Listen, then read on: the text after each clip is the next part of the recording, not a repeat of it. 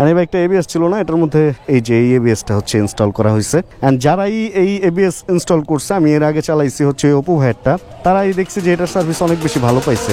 কালি লাগলো রে।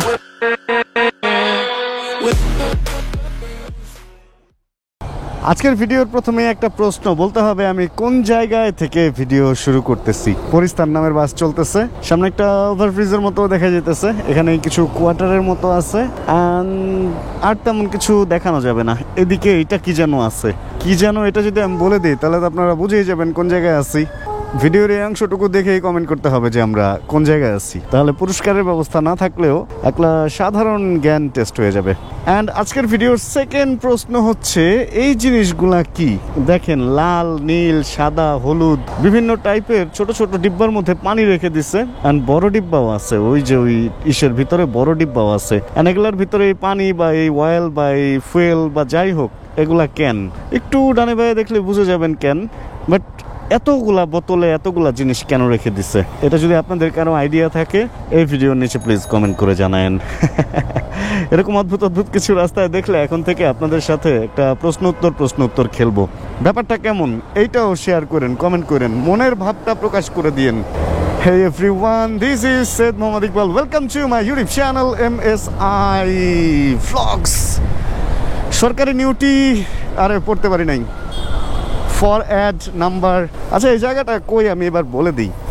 আমার পেছনে হচ্ছে এটা টেকনিক্যাল রোড বলে সম্ভবত, আনসার ক্যাম্প রোড বা টেকনিক্যাল রোড। পেছন দিক দিয়ে হচ্ছে গাবতলী মিলসে, আর সামনে হচ্ছে 1 নম্বর গোল চত্বর বা ওই জায়গাটা।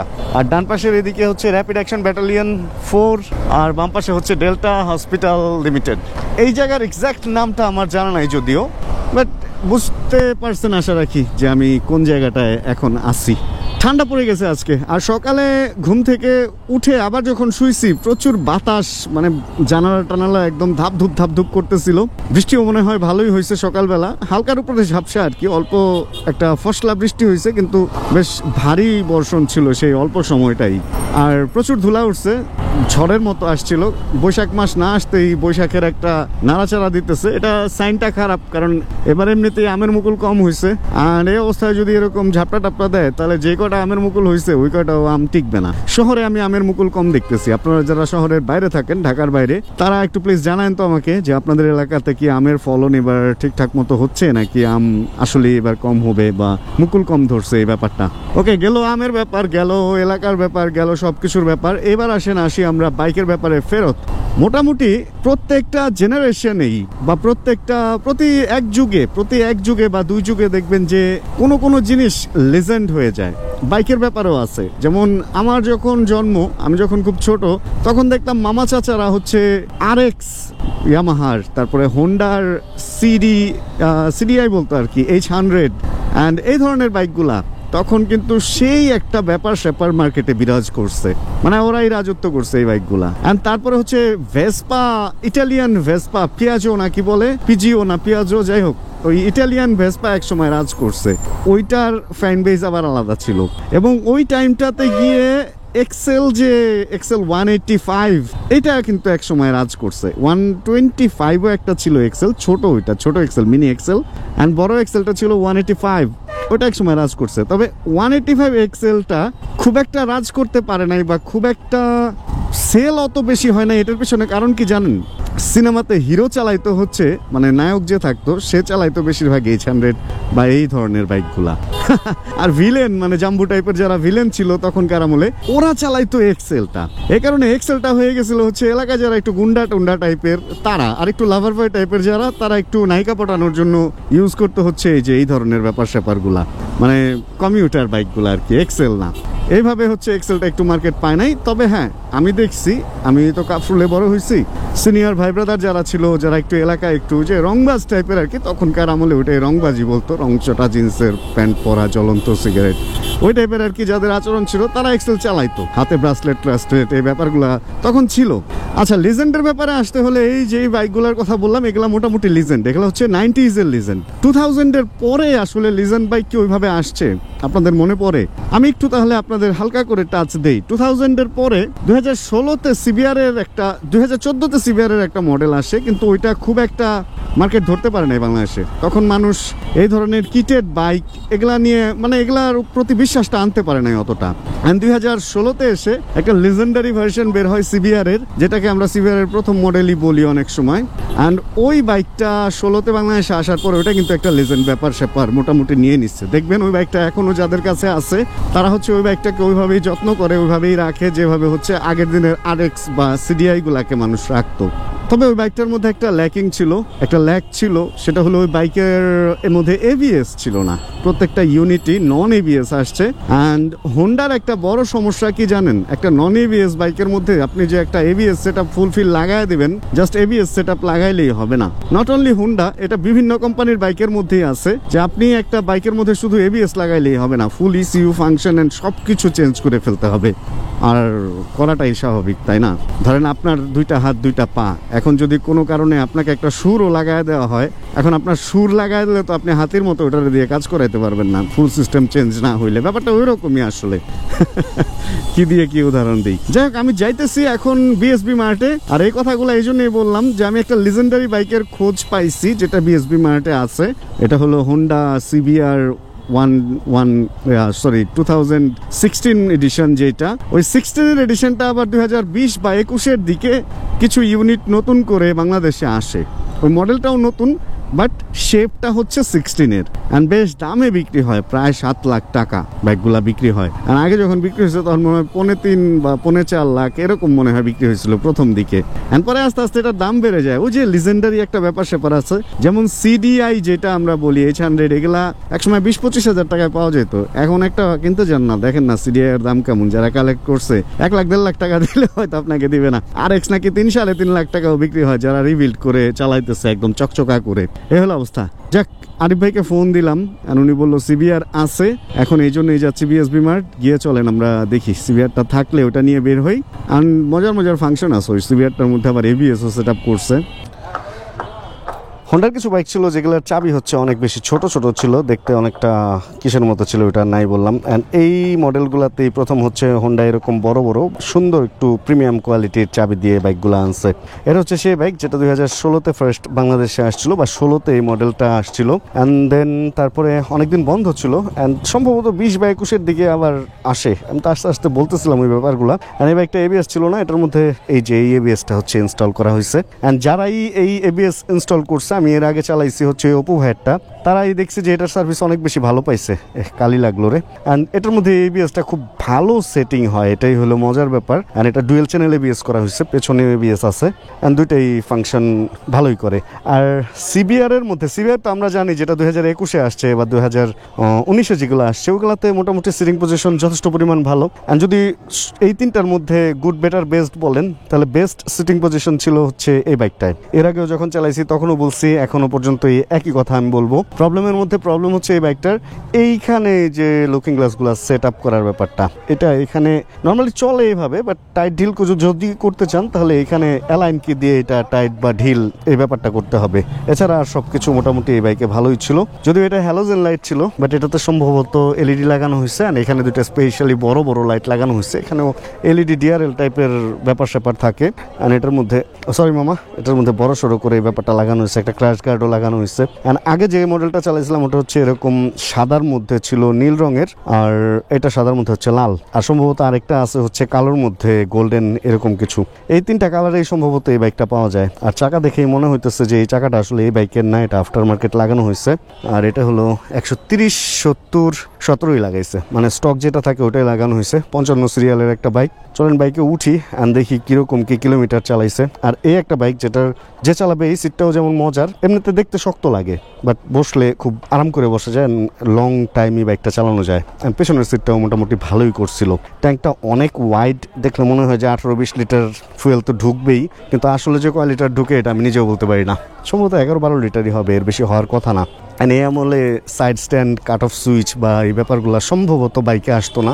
মিটারটা দুইটা ভাগ করা হয়েছে, একটা হচ্ছে উপরে অ্যানালগ সাইড, এটা অ্যানালগ পার্ট, অ্যান্ড এখানে একটা নিউট্রালের ব্যাপার আছে, আর নিচে হচ্ছে ছোট্ট একটা ডিজিটাল ব্যাপার আছে যেখানে সম্ভবত তাপমাত্রাও দেখা যায়। টোটাল কিলোমিটার চলছে 25,722, অ্যান্ড ঘড়ির টাইম দেখা যায় আর ফুয়েল দেখা যায়। আর এদিকে আরেকটা পার্ট আছে যেটা হচ্ছে লাইটিং পার্ট, মানে ডান পাশে ইন্ডিকেটর, বাম পাশের ইন্ডিকেটর। এখানে এটা তো FI বাইক, এই জন্য একটা ইঞ্জিন পিন চেক লাইট আছে, আর সম্ভবত হাই বিমের সুইচ আছে। আর এটার সুইচ কোয়ালিটি অনেকটা হচ্ছে প্রথম যে হর্নেটগুলো বাংলাদেশে আসছিল ওই টাইপের, যেমন এই যে হাই বিমের সুইচটা দেখেন এইরকম। প্লাস এগুলা এত আগের, বাট তখনও বেশ সুন্দর এবং মানসম্মতই করছিল। আর এই যে হোন্ডার লিজেন্ডারি সুইচ হেডলাইট অফ অনের, সেই জিনিসগুলো আছে। অনেকটা H100-এর মতো কিছু ব্যাপার মিল আছে, আবার আধুনিক হর্নেটের সাথেও কিছু ব্যাপার মিল আছে। সেলফ স্টার্টটা দেখছেন একটু ডিফারেন্ট, এই হাতে তেমন কিছুই নাই। আর এই আমলে হোন্ডা হচ্ছে ইঞ্জিন কিল সুইচ দিত না। বিসমিল্লাহির রহমানির রহিম। এটা কি খুলবো? হালকা পাতলা খুলি। ও মা, এটা অনেক টাইট, খোলা যাবে না, একটাই থাক। না, একটা দেখতে বাজে লাগবে, দুইটাই উপরে উঠানো থাক, একটু সেফলি চালাবো তাহলেই হবে। এখানে একটা লাইট আছে ABS এর, এটা স্পেশালি পরে লাগাইছে, কারণ এটার মধ্যে ABS ছিল না। তো পরবর্তীতে যখন ABS লোড দিছে, ABS এর লাইটটা এখানে লাগাই দিছে। সম্ভবত 5 বা 10-এর উপরে স্পিড যখন উঠবে তখন ABS লাইটটা অফ হয়ে যাবে। রিসেট বাটন আছে একটা, মুড বাটন আছে একটা। ভাই তাহলে একটু আসি। বিসমিল্লাহির রহমানির রহিম। তবে CBR এর অন্যান্য মডেলের চেয়ে আমি যতটুকু জানি এটা টপ এন্ড স্পিডটা বা একদম মানে টপ স্পিড যেটা, এটাতে বেশি উঠে। আর এটার পেছনের যেই স্প্রকেট ওটা একটু ছোট দেয়াতে স্পিড অনেক বেশি উঠলেও এটার নাকি টর্ক একটু কম। আমি শুনছি যে পাহাড়ে যদি এই বাইকটা নিয়ে যারা গেছে তারা একটু উপরে উঠার সময় একটু টর্কটা কম পাইছে, বিশেষ করে যদি 2 জন বসে। কিন্তু ভাই ইঞ্জিন রিফাইনমেন্টের ব্যাপার যদি বলেন, CBR বা হোন্ডার বাইকের ইঞ্জিন রিফাইনমেন্ট তো অলওয়েজ ভালো, এটা আমরা জানি। অ্যান্ড স্পেশালি এই বাইকটার ইঞ্জিন রিফাইনমেন্ট এত সুন্দর। আর এটার পিছনে কিছু কারণও আছে। দেখেন এই বাইকটা চলছে 25,700 কিলো, মানে অলমোস্ট 26,000 কিলো চলে গেছে, কিন্তু এখনো পর্যন্ত এত স্মুথ কেন জানেন? কারণ এই বাইকটা লাস্টে বিক্রি হয়েছে 7 লাখ টাকা, অ্যান্ড প্রথমে বিক্রি হয়েছে অনেক কমে। প্রথম যখন 2016-তে আসছিল অনেক কম দামে এই বাইকটা পাওয়া যেত, অ্যান্ড পরবর্তীতে এত দাম এমনি এমনি তো বাড়ে নাই। বাইকটার মধ্যে অবশ্যই ভালো কিছু ছিল, এজন্য আস্তে আস্তে বাইকটার দাম বাড়তে বাড়তে বাড়তে বাড়তে 7 লাখে গিয়ে পৌঁছাইছে। আর এখন এসে যারা এই টাইমে বাইকটা কিনছে তারা হচ্ছে সেকেন্ড হ্যান্ড খুঁজছে, পায় নাই। অ্যান্ড পরবর্তীতে এই বাইকটা যখন নতুন আসছে পাইছে, অ্যান্ড পায়াই হচ্ছে কিনে ফেলছে। অ্যান্ড এত শখের এত সাধনার একটা বাইক যদি সে কিনেই ফেলে, তাহলে এটা তো অবশ্যই যত্ন করে চালাবে। আমার মনে হয় না কখনো কাউকে দেখবেন যে এই বাইকটা কেউ রাফ চালাইতেছে, অযত্ন করতেছে বা ময়লা অবস্থায় ফেলে রাখছে। এই একটা বাইক যেটা সবাই হচ্ছে খুব বেশি যত্ন করে চালায়, মানে একটা শখের বাইক বলতে পারেন। অ্যান্ড হোন্ডার আসলে প্রিমিয়াম বাইকগুলো এমনই, সবাই একটু যত্ন করেই চালায়। যেমন যদি আপনি এক্সমোশনের দিকে যান তাহলেই বুঝতে পারবেন যে আসলে বাইকের মানও যেমন ভালো, অ্যান্ড দামও ওরকম ভালো, অ্যান্ড টেকসইও ওরকম, যারা কিনে তারা ওরকম যত্ন করেই চালায়। তবে একটা ব্যাপার আছে, পার্টসের দাম একটু বেশি হোন্ডার, এটা আমরা সবাই জানি বা স্বীকার করি। তবে আরেকটা ব্যাপার আছে, যেই জিনিসের দাম বেশি ওই জিনিস আবার টিকেও বেশি। হোন্ডার পার্টস মোটামুটি অল্পতে নষ্ট হয় না। আর এটা মোটামুটি মেনটেন্যান্সে একটু কম খরচ হবে, কারণ হচ্ছে এটার কিন্তু সামনে টেলিস্কোপিক সাসপেনশন দেওয়া হয়েছে, USD দেওয়া হয় নাই, নর্মাল টেলিস্কোপিকই দেওয়া হয়েছে। আশা রাখি মার্কেটে যেই সিল বা যেগুলো পাওয়া যায় ওগুলো এটার মধ্যে সেট হবে।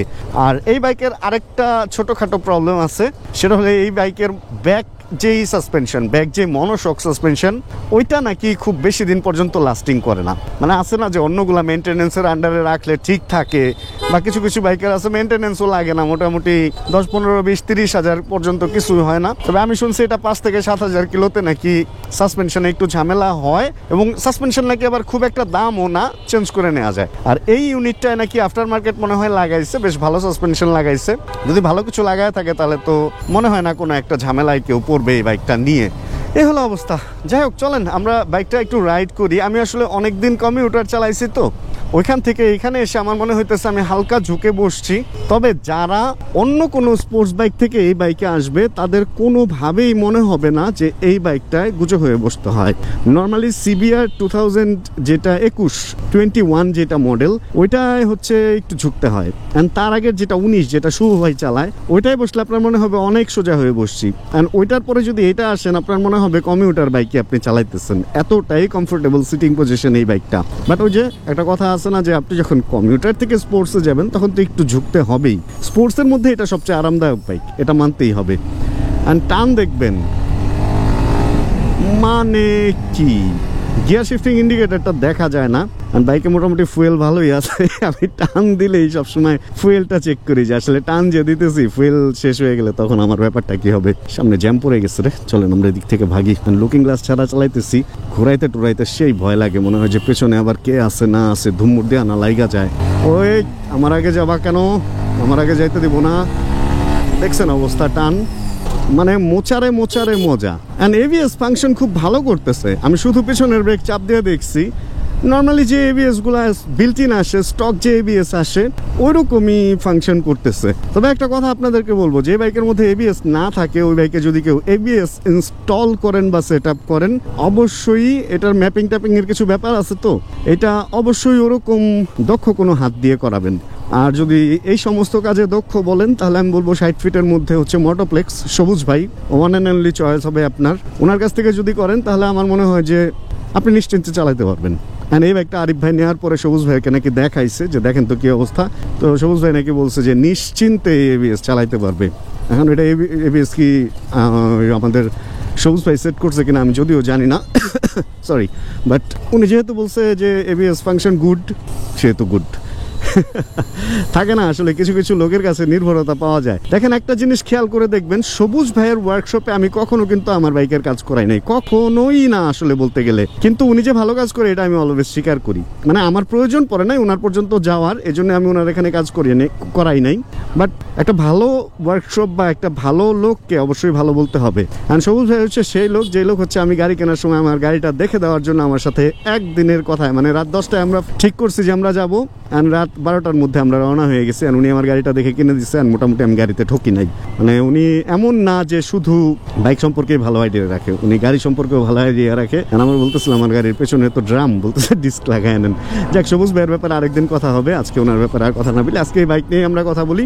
যদি কারো পছন্দ হয় এই বাইক তাহলে বিএসবিতে এসে এই বাইকটা নিঃসন্দেহে নিয়ে যেতে পারেন। ভাই সুপার, মানে চালায় এত বেশি ভালো লাগছে, অ্যান্ড এত বেশি স্মুথ বাইকটা, মনে হয় যে পানির উপরে ওই সি বাইক চালাইতেছি বা ওয়াটার বাইক চালাইতেছি, এরকম একটা ব্যাপার। এটার সাসপেনশন, ফিডব্যাক এত বেশি মজার, স্পিড ব্রেকার বলেন, ভাঙ্গা বলেন, যাই বলেন, মানে এত সুন্দর দুলটা খায়। বড় ধরনের কোনো শকও খাবেন না, আবার একদম দুলতে দুলতে যে আপনাকে ব্যালেন্সলেস করবে ব্যাপারটা ওরকমও না।